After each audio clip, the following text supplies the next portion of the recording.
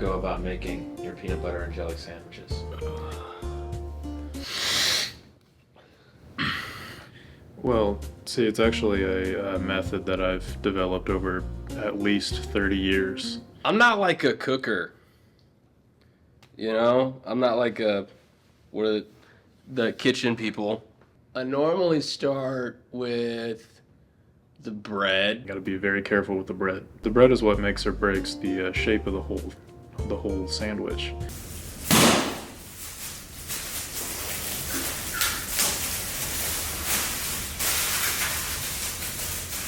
Once I've unwrapped the bread, you want to measure it. I'm going to be putting this in a toaster. You're going to want to have the bread be perfect. No friction on the side of the toaster whatsoever. You want the bread to be evenly heated. You know, one small soft spot throws off the whole taste. I keep the bread in the toaster for exactly 2 minutes and 22 seconds. You have to keep it in at 2 minutes and 22 seconds for whole wheat bread. I actually set a timer on my phone because the timer on the toaster just isn't accurate enough for what I need.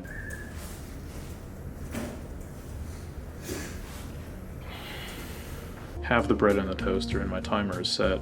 That is whenever I start preparing my other ingredients. The peanut butter I like using is always extremely wet on top. There's enough water to sustain a full-grown mousse for 3 days. Just to give it some texture, I put that crunchy Jif peanut butter on there.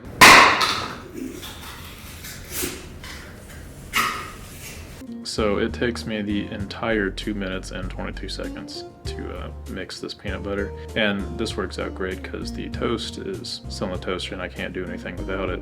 Inevitably the timer does go off and the toast pops out of the toaster. So when I take it out, I'm going to be very careful not to damage the toast at this point. Once I do that, I take the peanut butter and I eyeball it, and then I evenly distribute it across the bread. If it's not even, you're going to have, like, you know, parts of the sandwich that are too much peanut butter and too much jelly. You just can't have that. I heard that you should tenderize your food, so I really laid her on there.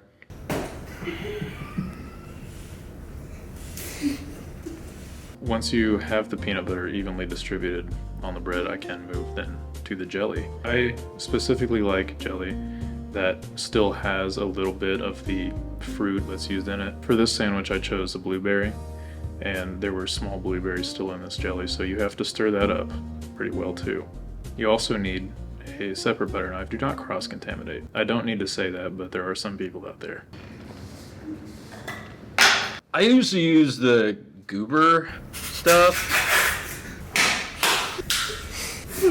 I personally apply a thin layer of peanut butter on the other piece of toast because if your jelly doesn't have, you know, something to grip onto, it's going to fall out of the sandwich. I'm not like one about keeping stuff fresh, you know? It's only as fresh as when you open it. So I just dig on in and the best stuff's at the top.